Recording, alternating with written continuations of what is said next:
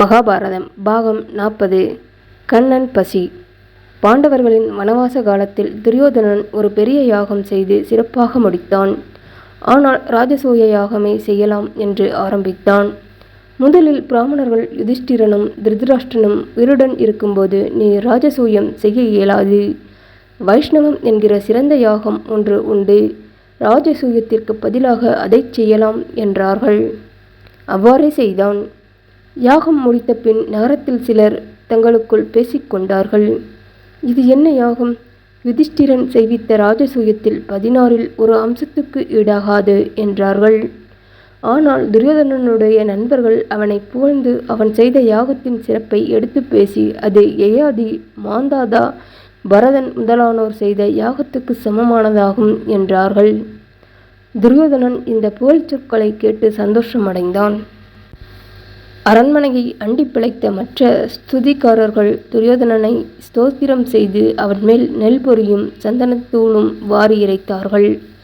இந்த சமயத்தில் கர்ணன் எழுந்து துரியோதனனை பார்த்து, சீக்கிரம் யுத்தத்தில் பாண்டவர்கள் தோல்வியடைந்து கொல்லப்படுவார்கள். பிறகு நீ ராஜசூய யாகம் செய்வாய். அர்ஜுனனை நான் வதம் செய்வேன். அதுவரையில் நான் என் கால்களை தண்ணீர் விட்டு அலம்ப மாட்டேன். எவன் என்ன யாசித்தாலும் இல்லை என்று சொல்ல மாட்டேன் என்று சபையில் பிரதிஜை செய்தான். இதை கேட்டு மகிழ்ச்சியடைந்த திருதராஷ்டிர புத்திரர்கள் பேராரவாரம் செய்தார்கள். மகாரதனான கர்ணனுடைய சபதத்தை கேட்டதும் பாண்டவர்களுடைய கதி முடிந்தது என்றே அவர்கள் நிச்சயம் செய்து கொண்டார்கள். கர்ணன் அர்ஜுனனை கொள்வேன் என்று யாகசாலையில் பிரதிஜை செய்ததை பற்றி வனத்தில் இருந்த பாண்டவர்களிடம் சாரணர்கள் போய் சொன்னார்கள். இந்த பேச்சை கேட்ட தர்மபுத்திரன் துயரத்தில் ஆழ்ந்தான். நெடுநேரம் தரையை பார்த்த வண்ணம் இருந்தான். கர்ணன் தெய்வீக கவசம் படைத்தவன், அற்புதமான பராக்கிரமசாலி, காலமும் நமக்கு விரோதமாக இருக்கிறது என்று எண்ணி கவலைப்பட்டான். ஒரு நாள் காலையில் யுதிஷ்டிரன் தூக்கத்தின் முடிவில் ஒரு கனவு கண்டான். அநேகமாக கனவுகள் தூக்கத்தின் முதலிலும் முடிவிலும் வரும். துவைதவனத்திலிருந்து துஷ்ட மிருகங்கள் வந்து தன்னிடம் முறையிட்டதாக கனவு கண்டான். எங்களை வேட்டையாடி பெரும்பாலும் கொன்று தீர்த்து விடுகிறீர்கள். நாங்கள் அடியோடு நாசகமாகாமல் இருக்க வேண்டும். தயவு செய்து நீங்கள் வேறு இடம் சென்று வனவாசம் செய்யுங்கள். நாங்கள் எண்ணிக்கையில் மிகவும் குறைந்து விட்டோம். மிச்சமிருக்கிற நாங்கள் சிலரே எங்கள் குலத்துக்கு வித்தாக இருக்கிறோம். உம்முடைய அருளால் நாங்கள் விருத்தி அடைய கடவோம்.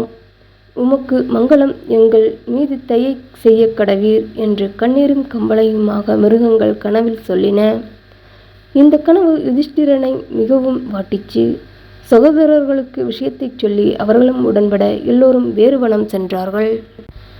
காட்டையும் காட்டு மிருகங்களையும் அழித்து விடலாகாது என்பது நம்முடைய முன்னோர்க்கு நன்றாக தெரிந்திருக்கிறது. ஒரு நாள் துர்வாச ரிஷி 16,000 சிஷ்யர்களுடன் துரியோதனனிடம் வந்தார்.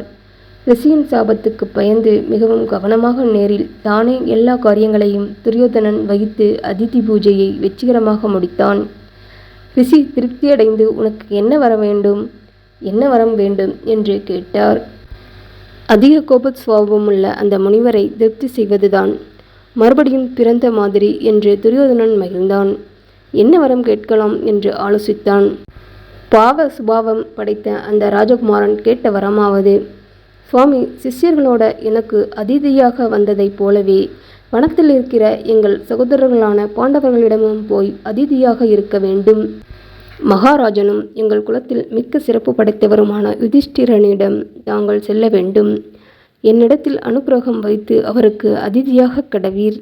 ராஜபுத்திரி பாஞ்சாலியானவள் பாண்டவர்களுக்கும் அவனுடைய பரிவாரத்தில் உள்ள எல்லோருக்கும் போஜனம் செய்வித்து களைப்பாரிக் கொண்டு சுகமாக உட்கார்ந்திருக்கும் பொழுது தேவரீர் அவர்களிடம் செல்ல வேண்டும் என்பது என் வேண்டுகோள். இவ்வாறு துரியோதனன் சொன்னதும் ஜனங்களை பரீட்சை செய்வதில் எப்போதும் பிரியம் கொண்ட துர்வாசரும் அப்படியே செய்கிறேன் என்றார். துரியோதனன் இவ்வாறு கேட்டுக்கொண்டதன் நோக்கம் சக்தி இல்லாமல் பாண்டவர்கள் முனிவருடைய கோபத்திற்கு இரையாகி சாபத்தை அடைவார்கள் என்கிற கெட்ட எண்ணம்தான். முனிவரிடம் வரம் பற்றி ஏதாவது தான் நன்மை அடைவதற்கு பதிலாக தனக்கு வேண்டாதவர்களுக்கு தீமை விளைவிப்பதையே பெரிதாக துரியோதனன் எண்ணினான். இதுவே தீயவர்கள் சுபாவம். துரியோதனன் கேட்டுக்கொண்டபடியே துர்வாசர் சிஷ்யர்களுடன் வனத்திலிருந்து யுதிஷ்டிரனிடம் சென்றார்கள். தன் தம்பிமார்களுடன் தர்மபுத்திரன் முனிவரை எதிர்கொண்டழைத்து உபசரித்தான். பிறகு ஆற்றில் குளித்துவிட்டு வருகிறோம், சாப்பாடு தயாராக இருக்க வேண்டும் என்று சொல்லிவிட்டு முனிவரும் சீடரும் அவசரமாக ஸ்நானத்திற்கு சென்றார்கள். வனவாச ஆரம்பத்தில் யுதிஷ்டிரன் செய்த தவத்தினால் சூரிய பகவான் பிரதிட்சயமாகி ஒரு அட்சய பாத்திரத்தை பாண்டவர்களுக்கு தந்தான். இதை பெற்றுக்கொள், 12 வருஷம் இதன் மூலம் உனக்கு அன்னம் தருவேன். தினமும் திரௌபதி இந்த பாத்திரத்தை கொண்டு எவ்வளவு பேருக்கு அன்னம் அளிக்க விரும்புகிறாளோ அதுவரையில் அன்னம் வளரும். அனைவருக்கும் உணவு அளித்துவிட்டு திரௌபதி புசித்த பின் அதன் சக்தி அன்றைக்கு மறைந்துவிடும் என்று சூரிய பகவான் வரம் கொடுத்திருந்தான். இதன்படி தினமும் பிராமணர்களும் அதிதிகளும் புசிப்பார்கள். பிறகு தம்பிகள் உண்டபின் தர்மபுத்திரன் போஜனம் செய்வான். அதன் பின் கடைசியாக திரௌபதி உண்பாள். துர்வாசர் வந்த சமயம் எல்லோரும் போஜனம் முடித்துவிட்டு திரௌபதியும் சாப்பிட்டு முடித்திருந்தபடியால் அட்சய பாத்திரத்தின் சக்தி அன்று தீர்ந்து போயிருந்தது. முனிவரும் சிஷ்யர்களும் குளித்துவிட்டு வருவார்களே, என்ன செய்வது என்று பெருங்கவலையுடன் ஒரு வழியும் தோன்றாமல் திரௌபதி பகவானை துதித்தாள். பிரபுவே, சரணடைந்தவர்களை காப்பவனே, கதியற்றவர்களுக்கு கதியை கொடுப்பவனே, துர்வாசருடைய கோபத்துக்கு ஆளாகாதபடி என்னை கரையேற்ற வேண்டும் என்று இறைஞ்சினாள். திரௌபதியின் சங்கடத்தை அறிந்த வாசுதேவன் வனத்தில் சமையற்கட்டிலிருந்து திரௌபதி அண்டை சென்றான். மிக்க பசியால் வந்திருக்கிறேன், சீக்கிரம் அன்னம் கொண்டு வா, பிறகு எல்லா காரியமும் என்றான். திரௌபதி, ஐயோ, இதென்ன பரீட்சை கண்ணனே, நான் போஜனம் செய்துவிட்டேன். சூரியனால் கொடுக்கப்பட்ட பாத்திரத்தின் சக்தி இன்று முடிந்துவிட்டது. துர்வாசர் இந்த சமயம் வந்திருக்கிறார், நான் என்ன செய்வேன்?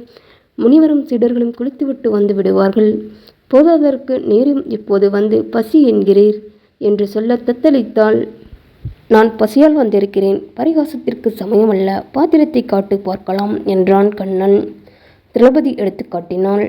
அதன் விளிம்பில் கொஞ்சம் கீரையும் ஒரு சோற்று பருக்கையும் ஒட்டி கொண்டு இருந்தது. அதை கண்ணன் கீறி எடுத்து, இது விசுபரூபனாகிய ஹரிக்கு உணவாகி அவன் பசி தீர்ந்து பிரீதி அடைவானாக என்று மனதில் சொல்லி சோற்று பருக்கையும் வாயில் போட்டு கொண்டான். திரௌபதி வெட்கமும் கவலையும் கொண்டு, ஐயோ, நான் பாத்திரத்தை நன்றாக அலம்பாததால் அதில் ஒட்டி கொண்டிருந்த சோற்று பருக்கையை எடுத்து வாசுதேவன் உண்டானே என்று எண்ணி வருத்தப்பட்டாள். கண்ணன் வெளியே போய் பீமசேனனை பார்த்து, சீக்கிரம் ஆற்றுக்கு சென்று முனிவர்களை போஜனத்துக்கு அழைத்து வா என்று சொல்லி அனுப்பினான். பீமசேனன் விரைந்து சென்று ஆற்றிலிருந்த துர்வாசர் முதலிய ரிஷிகள் இருந்த இடத்துக்கு போனான். அவர்கள் அனைவரும் போஜனம் செய்து திருப்தி அடைந்தவர்கள் போல் ஏப்பம் விட்டு கொண்டிருந்தார்கள். தர்மபுத்திரனை அன்னம் தயார் செய்ய சொல்லி வந்தோமே, எங்களுக்கு வயிறு நிறைந்து பொறுக்க முடியாமல் இருக்கிறது என்று சீடர்கள் துர்வாசருக்கு சொல்லிக் கொண்டிருந்தார்கள். பிறகு துர்வாசரும் பீமசேனனிடம், நாங்கள் சாப்பிட்டாயிற்று, எங்களுடைய தவற்றை மன்னிக்க வேண்டும் என்று தர்மபுத்திரனுக்கு சொல் என்று கேட்டுக்கொண்டு அனைவரும் மறைந்தனர். அகில விஸ்வமும் கண்ணனுக்குள் அடங்கியிருந்தபடியால் அவன் உண்ட ஒரு சோற்று பருக்கை ரிஷிகளுக்கெல்லாம் பசியாகிற்றி விட்டது.